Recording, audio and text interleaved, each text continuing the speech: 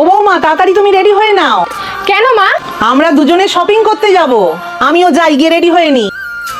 মা আমার হয়ে গেছে, চলুন। উফ বাবা, দুটো শাড়ির মধ্যে দেখে তুমি বলো কোনটা বেশি ভালো লাগছে। আপনার পছন্দ কি খারাপ মা? দুটো শাড়িই খুব ভালো হয়েছে, তবে এই শাড়িটা দিদিকে পরলে আরো বেশি ভালো লাগবে। আরে এটা দিদির না, এটা তোমার, আর ওই শাড়িটা দিদি। আমার তো অনেক শাড়ি আছে মা, তাছাড়া রাখি পূর্ণিমায় গেলে ভাই তো আমাকে শাড়ি দেবে।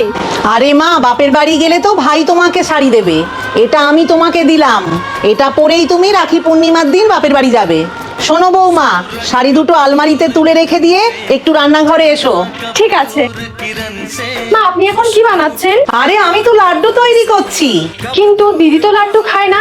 তোমার ভাই আমার হাতে লাড্ডু খেতে খুব ভালোবাসে, তাই তো ওর জন্য বানাচ্ছি।